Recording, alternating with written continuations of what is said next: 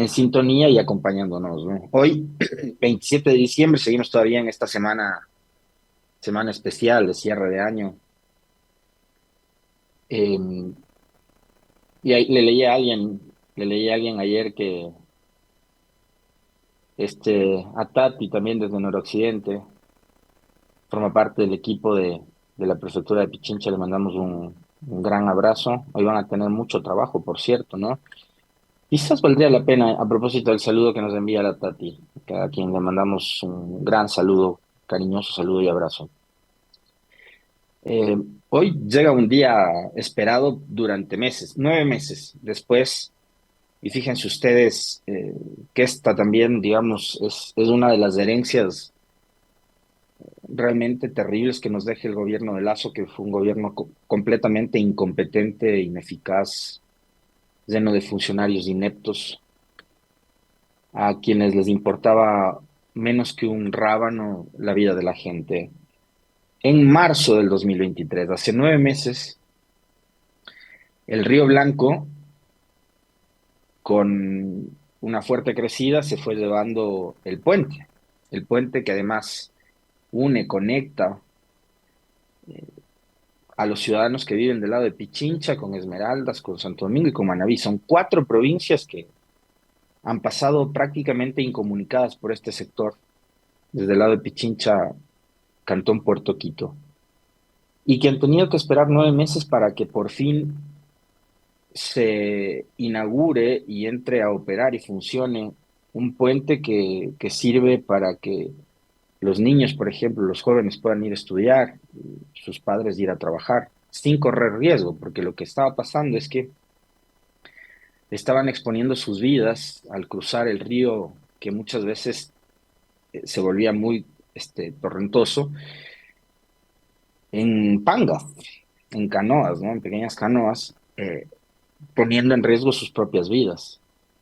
Y 9 meses después, en el nuevo gobierno, a pesar que, digamos, toda la obra física se la hizo durante el gobierno de Lazo, pero además ahí creo que vale la pena recordar una cantidad de mentiras que se dijeron y además una cantidad de impedimentos como para que la obra pueda concretarse en menos tiempo, porque hay que recordar que cuando la emergencia ocurrió desde la prefectura de Pichincha hubo la propuesta de encargarse ellos de la obra, a pesar de que ya desde el puente en adelante la carretera es responsabilidad del Estado central. El entonces Ministerio de Obras Públicas, a cargo de Darío Herrera, dijeron, no, no, no, no, no, ustedes no, nosotros. Y en esa época, estamos hablando de marzo de este año, fíjense ustedes, hace cuánto tiempo atrás, el entonces ministro Darío Herrera había puesto como fecha tope para entregar la obra el 31 de julio. Eso consta en sus redes sociales, en sus comunicados, etcétera. 31 de julio dijo, gobierno de Lazo, entregamos listo el puente Bailey sobre el Río Blanco. 31 de julio, agosto, septiembre, octubre, noviembre, diciembre, 5 meses después. Después vino César Ron como ministro de Obras Públicas a reemplazar a Darío Herrera. Y Ron dijo, las cosas se hacen cuando se tienen que hacer. Me acuerdo clarísimo la frase que usó el ex ministro de Obras Públicas, matriz social cristiana, ¿no? Y dijo, el puente se lo va a entregar en octubre. Octubre, noviembre, diciembre. Y estamos ya finales de diciembre, es 27 de diciembre. Por fin van a entregar el puente y esta sin duda no deja de ser una buena noticia a pesar de todo el tiempo que ha transcurrido, 9 meses, y de toda la cantidad de pérdidas económicas y de riesgos que tuvieron que correr los habitantes de estas zonas para poder conectar y poder comunicarse y poder transitar de una provincia a otra. Así que bueno, hoy se ha anunciado que será la entrega oficial ya de, de esta obra que era tan necesaria, no solamente para Pichincha, sino para al menos cuatro provincias, ¿no? Que han estado incomunicadas durante estos 9 meses de abandono que han vivido. Y como les decía hace un momento, había la voluntad política y la voluntad de hacer la obra por parte de la prefectura y el gobierno de Lazo se opuso a que sea la prefectura la que se encargue de construir el puente. Además, con recursos propios, ¿no? Es una obra súper costosa. Y se opusieron y dijeron, no, nosotros lo vamos a hacer y se demoraron 9 meses, hasta que por fin hoy, miércoles 27 de diciembre, eh, van a poder ya usar los ciudadanos el puente sobre el Río Blanco y muchos que habrán estado, no sé, o tendrán como costumbre ir a pasar en las playas de Esmeraldas. El fin de año podrán hacerlo sin ningún problema, ahora también viajando por la vía mitad del mundo Río Blanco, ¿no? Empezaba con eso, a propósito de los saludos que nos estaban enviando también desde diferentes rincones. Ayer hubo algunas novedades y a propósito del comentario que estaba haciendo el profe y del comentario que hacíamos ayer, en serio que me sigue sorprendiendo cómo después de todo el escándalo que ha generado este famoso caso Metástasis y las revelaciones que se ha hecho sobre la información extraída de un solo celular, y por cierto, no sé si es que además habrán pedido los celulares de Pablo Ramírez, de Diego Ordóñez, del propio Buscán, para poder cotejar o para poder contrastar eh, la información que dicen consta en el teléfono de Norero. Y creo que la pregunta que se planteaba el profe, que yo les planteaba la semana anterior también, es absolutamente legítima. Ese es el celular de un detenido, que además fue asesinado dentro de las cárceles en octubre del año pasado, pero durante todo este tiempo han estado detenidos Fitos y Rasquiñas y todos estos alias. La pregunta es, ¿estos sujetos siguen todavía operando, mandando, dando órdenes, diciendo a quién se mata y a quién no desde las cárceles con un teléfono celular? Digamos, entre una de las tantos ofrecimientos bastante populistas, no sé si hasta demagógicos, y yo creería que llegan al plano de lo ridículo. El presidente actual dijo que se iba a quitar las conexiones de luz, ¿no? Los interruptores para que puedan los presos cargar sus celulares o sus aparatos tecnológicos. Eh, digamos, no está mal que puedan prender una lámpara, pero otra cosa es que tengan conectado un módem con acceso a internet, una computadora y un teléfono, desde donde dan las órdenes a todos sus compinches y delincuentes que operan en sus organizaciones criminales desde una cárcel, ¿no? Donde además aparentemente tenían todas las comodidades del caso.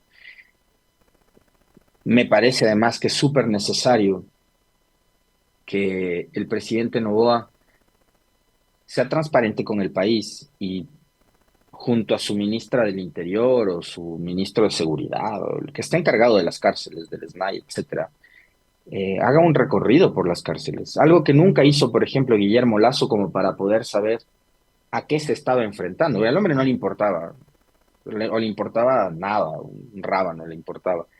Entonces, da la impresión de que ahora, eh, yo sí esperaría eso, por lo menos del presidente y de su gobierno. Una visita al lugar. El presidente, siendo él quien constate, como lo hacía alguna vez un presidente en este país, ¿no? Que era él mismo el que iba y veía y constataba y sin necesidad de que esté un ministro, un secretario, un subsecretario, un asesor el que le pase un informe, muchas veces un informe que no está completo, ¿no? Era el propio presidente el que iba y veía qué es lo que pasaba. Capaz hoy es necesario eso, algo que nunca hizo Guillermo Lazo, conocer y constatar cuál es la realidad de las cárceles, ver si es que hay filtros de seguridad, ver en qué condiciones, por ejemplo, ingresan los alimentos a las cárceles, que me parece, y sobre eso con varios de nuestros entrevistados que son conocedores, estudiosos del tema seguridad, se había planteado esa discusión sobre que el momento de ingresar los alimentos es cuando también entran a las cárceles armas, municiones, cualquier tipo de objetos que no tienen nada que ver con la alimentación de los privados de libertad. Entonces, me parece que ese sería un trabajo y una demostración de mucho compromiso, además del nuevo gobierno y del presidente nuevo. Porque sí, vuelvo nuevamente a la pregunta de si se sabe o si se tiene o qué ha pasado con los aparatos celulares, los equipos tecnológicos y de comunicación con los que seguramente siguen contando los privados de libertad dentro de las cárceles, dando órdenes, ¿no? Mátame a fulano. ¿Ustedes creen que eso ha cambiado? No, no ha cambiado. No, no ha cambiado. Porque además, en este país todos los días hay sicariatos, todos los días hay asesinatos, todos los días hay muertes, todos los días hay violencia, desde el 23 de noviembre, que entregó el poder Lazo, hasta el sol de hoy, 27 de diciembre, la situación sigue siendo exactamente la misma. No ha cambiado en nada. En cuestión de seguridad, no, no ha cambiado. Y me parece que por ahí el presidente Noboa debería enviarle algún mensaje a los ecuatorianos, pero un mensaje concreto, o sea, de que estoy resolviendo o voy a resolver, lo estoy haciendo. Y para eso tengo que yo ir y constatar. Si no, estar ahí confiado en los informes que me entregue un funcionario, dos, capaz y le van a seguir engañando como le engañaban a Lazo. O capaz que Lazo sabía la realidad, pero simplemente no le daba la gana de hacer nada. La verdad del hombre se puede esperar cualquier cosa, ¿no? Pero para cerrar este capítulo del tema seguridad, eh, yo estoy convencido de que el presidente Noboa debería darle una señal al país, una señal certera además, de que se están haciendo cosas, de que se están resolviendo los problemas, porque lo contrario es nuevamente quedarnos simplemente con el discurso y con cifras que eh, no sé si es que obedecen a la realidad, como por ejemplo decir que en Durán en las últimas semanas ha bajado la tasa de homicidios o ha bajado la tasa de violencia. Hace pocos días nosotros estuvimos conversando con el alcalde de Durán, Luis Esteban Chonillo, y Luis Esteban nos dijo que nada cambió, que todo sigue igual, que todo sigue igual y que Durán, como además lo leíamos justamente durante la entrevista con el alcalde, es un territorio en disputa entre dos bandas delincuenciales, ¿no? Que son las que operan en ese territorio. Así que hay que ver el nivel de compromiso del gobierno y del presidente para resolver estos temas que son tan críticos y que nos siguen aquejando y que nos siguen afectando y que le siguen convirtiendo al Ecuador en uno de los países más violentos del mundo, no de la región, sino del mundo. Noticias también sobre la base de decisiones que ha adoptado el presidente Noboa en las últimas horas. Da la impresión de que la disputa o eh, esa suerte de divorcio que hay entre Noboa y Abad, la vicepresidenta, quien está en Israel comandando el equipo diplomático del Ecuador en una misión de paz para tratar de resolver un conflicto que no se ha resuelto en siglos. Eh, lo último es que el presidente Noboa ha firmado un decreto mediante el cual limita la protección y la seguridad a la vicepresidenta en el exterior. La vicepresidenta de la República, Verónica Abad, no tendrá seguridad y protección en Israel. Eso tras del decreto ejecutivo número 90 que emitió el presidente Noboa la tarde de este martes 26 de diciembre. En su decreto, Noboa señaló que la Casa Militar Presidencial proporcionará seguridad y protección al primer mandatario, su cónyuge y familiares, a la vicepresidenta, su cónyuge y familiares cuando se encuentre prestando funciones en el Ecuador y al secretario general de la Administración Pública y Gabinete de la Presidencia, su cónyuge y familiares. Además, se lee en el decreto que la seguridad y protección de los familiares del presidente, vicepresidente, secretario y gabinete estará sujeta a la condición de recibirla tras ser determinada por la Casa Militar Presidencial con base al informe técnico y los perfiles de riesgo. Con este decreto, la vicepresidenta Abad, que se desempeña como embajadora de la paz en Israel desde el pasado 10 de diciembre, no contará con seguridad especial para su cargo. Además, en la mañana se conoció que tras un nuevo acuerdo ministerial del Ministerio de Trabajo, Abad podrá incorporar a su equipo de trabajo hasta 3 servidores. No sé a ustedes, pero a mí esta bronca entre Novoa y Abad, eh, que además yo pensé que ya se fue a Israel y digamos, íbamos a saber de ella a través de sus redes sociales y lo que nos cuente de lo que está haciendo en Israel a través del Twitter, ¿no? Y dije, ya, se acabó. Pero no, lo que pasa es que se siguen generando roces. Este es un nuevo roce, o sea, quitarle la seguridad.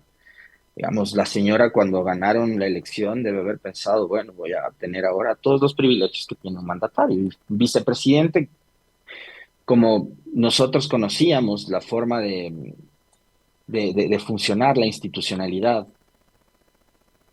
eh, cuenta con seguridad y cuenta con todos los privilegios que tiene un mandatario. Vicepresidente de la República es el segundo mandatario, ¿no es cierto? Pues la señora debe haber estado pensando justamente en eso. Voy a tener todos los privilegios que tiene o que tenía antes un vicepresidente. Pero resulta que ahora no, ni siquiera eso. Ni siquiera es que va a poder gobernar o cogobernar con su presidente, sino que le han mandado lejos a una misión imposible y de paso le dicen te vamos a quitar la seguridad. Y como a mí ya me está cayendo, digamos, pesado este tema, porque el país en serio tiene problemas más graves que hay que resolver, como la crisis de seguridad o la misma crisis económica o la misma crisis social o los temas de vialidad que se demoran un siglo en este país para resolverlos, como el del puente sobre el Río Blanco. Eh, en serio que hay cosas mucho más críticas y problemas mucho más graves que hay que resolver, presidente, que estar fijándose si la señora tiene o no tiene un edecán.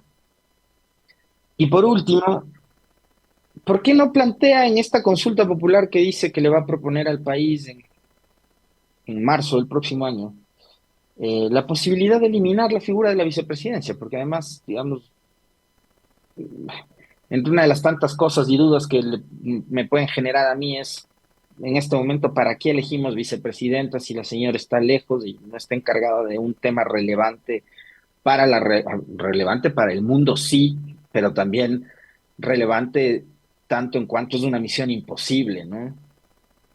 El otro día hablando sobre este tema, ironizaba con ustedes que ni el Papa ha podido resolver el conflicto, ¿no? Ni la ONU, ni instituciones tan influyentes y que abarcan, digamos, espacios copados por jefes de Estado de todo el mundo, como las Naciones Unidas, han podido resolver el problema del conflicto que lleva siglos. Entonces, la pregunta es, ¿para qué tener un vicepresidente o una vicepresidenta bajo las actuales circunstancias? Además, digamos, es que queremos adaptar el nuevo Estado a la nueva forma de gobernar como lo entiende el nuevo presidente, lo ideal sería que se elimine la figura de la vicepresidencia, la verdad. Creo que incluso podría ser un tema adicional para alimentar el debate y para ponernos a conversar, aparte de estar hablando de Boscan, podríamos hablar de la necesidad de eliminar la figura de la vicepresidencia, por ejemplo, y dejaríamos de hablar de Boscan y de sus chats con Norero.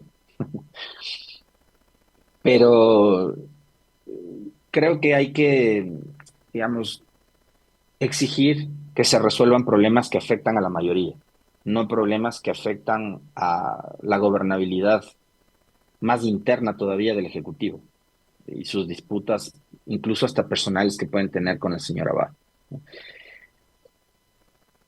Voy nuevamente al origen de esta conversación y es, este país tiene problemas mucho más graves que el divorcio entre el presidente y la vicepresidenta y que estamos los ecuatorianos además ansiosos de que esos problemas se resuelvan. Y esos problemas se resuelven en buena medida con, primero, recursos, pero también con voluntad política y me parece también con mucha creatividad, que es lo que han necesitado los gobiernos los últimos años para buscar fuentes precisamente de financiamiento para las cosas que hay que cubrir y que son emergentes, como por ejemplo ahora que cada semana hemos tenido de visita en Carondelet a los representantes de los gobiernos locales, las prefecturas, las juntas parroquiales, ayer las alcaldías, diciéndole al gobierno y al presidente, oiga, hay una deuda de más de 1.000 millones, hay una deuda de 700 millones que el Estado central tiene con los municipios, con las prefecturas y con las juntas parroquiales y que queremos que se resuelva para nosotros poder seguir dando alcantarizado, agua potable seguir haciendo obras en el territorio y seguir atendiendo a la población de cada una de nuestras ciudades y de nuestras provincias, ¿no? Entonces, sobre esos problemas es que hay que empezar a trabajar y hay que empezar a resolver, que es la palabrita que está de moda. Y eso es lo que esperamos la gran mayoría de ecuatorianos, ¿no? Y ahí me parece que hay un debate que para mí es bastante estéril y que nuevamente se ha generado a partir de justamente esto y unos anuncios adicionales por parte del gobierno que tienen que ver con la contratación de la pauta publicitaria y para redes sociales, ni siquiera para los medios de comunicación, sino para redes. Ahora los medios sí van a tener razones para quejarse porque son 2,5 millones de dólares de este contrato que no van a ir a, a las radios, a la televisión, a los medios digitales, a los periódicos, etcétera, sino que irán enfocados únicamente a las redes sociales, digamos, lo cual no me parece extraño porque las redes sociales fueron la herramienta que utilizó la campaña de Daniel Noboa y además con mucha eficacia para poder ganar la elección. Fue ahí donde dio la pelea a Noboa y donde fue mucho más eficaz que las otras candidaturas, las redes sociales. Entonces hoy él, siguiendo esa misma línea, se enfoca nuevamente ahí, que es además donde están la mayor cantidad de jóvenes, y yo creería que ya ni siquiera solo los jóvenes, sino la gran mayoría de ciudadanos están más pendientes del teléfono que de ver el noticiero de las 19 o de las 20 horas, o de comprar un periódico, o de prender la radio al mediodía o a las 5 de la tarde para escuchar el noticiero. Es así, estamos los ciudadanos, indistintamente de las edades que tengamos, pues, prendidos del teléfono, colgados del teléfono e informándonos a través del teléfono y consumiendo a través de los aparatos y dispositivos móviles todo tipo de información, incluida la publicidad. Así que, por lo menos pensando en eso, me parece que sí es muy estratégico e inteligente lo que hace justamente Daniel Noboa. Y me parece que es además legítimo.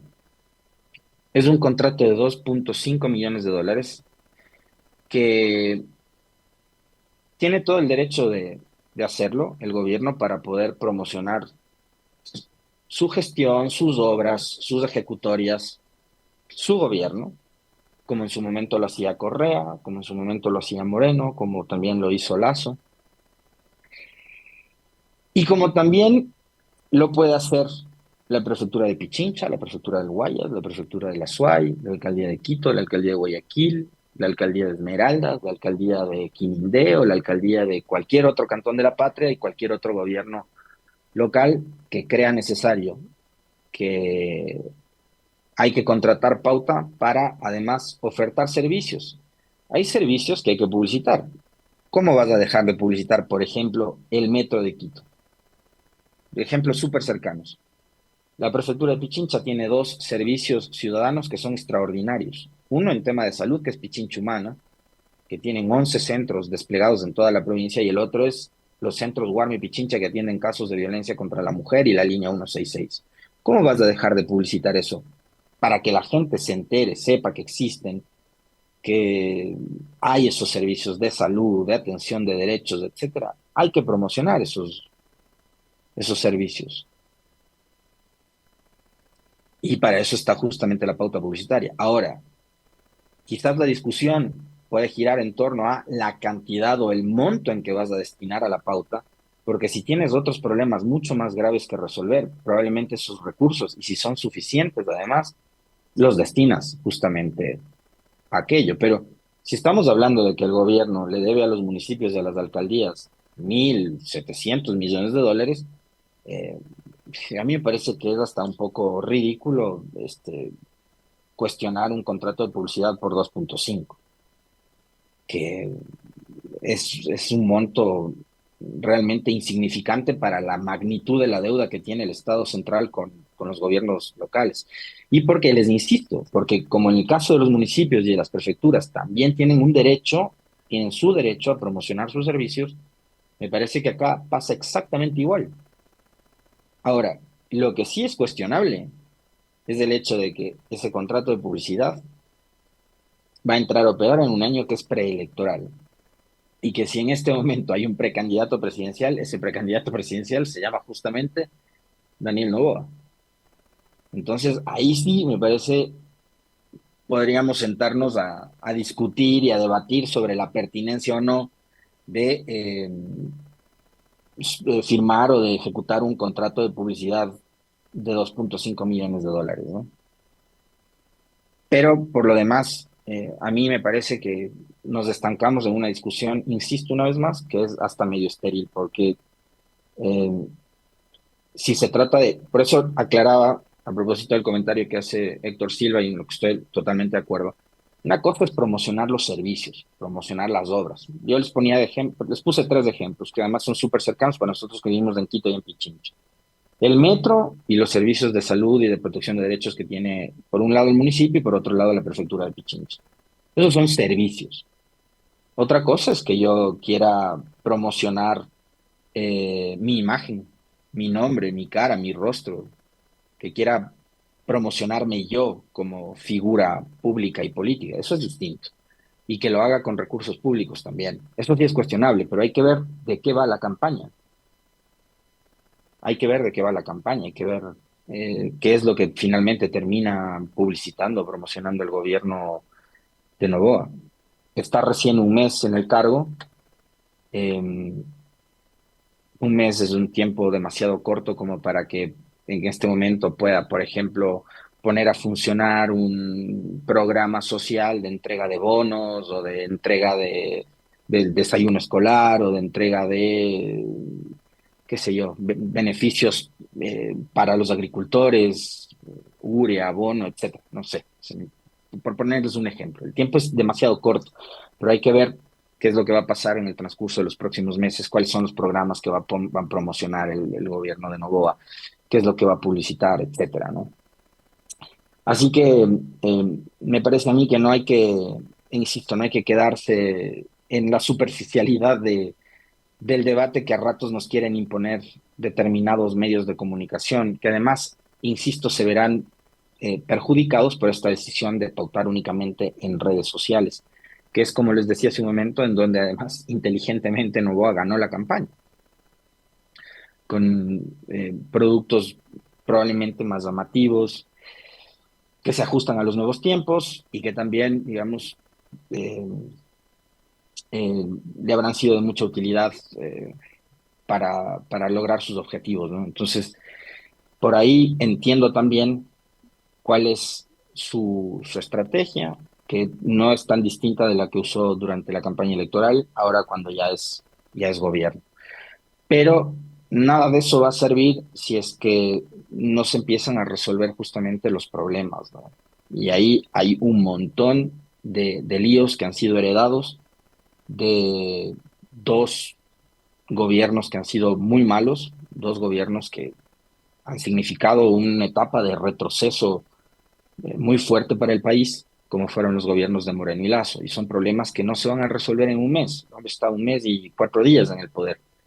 Y que probablemente tampoco se puedan resolver en un año y medio, sino que tengamos, como además bien lo decía ayer uno de nuestros invitados, Iván Sierra, tengamos que esperar una etapa de 5 o 6 años para tratar de recomponer todo el daño que provocaron Moreno y Lazo al sistema social, al sistema político, incluso al sistema institucional del país, porque acá no es que solo dejado de funcionar la entrega de cédulas, como en algún momento, acá dejó de funcionar todo, dejó de funcionar la justicia, dejó de funcionar el sistema de rehabilitación, dejó de funcionar el sistema de seguridad, han dejado de funcionar muchas cosas.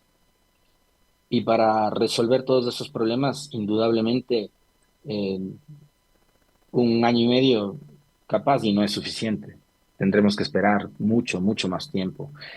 Y tendremos que ser de alguna forma pacientes, aunque hay cosas que si no se resuelven en el corto y mediano plazo, probablemente la paciencia de la gente se pueda agotar. Y uno de esos problemas, de los más graves, es justamente el problema de la inseguridad. 7:40 en la mañana, yo con esto me despido.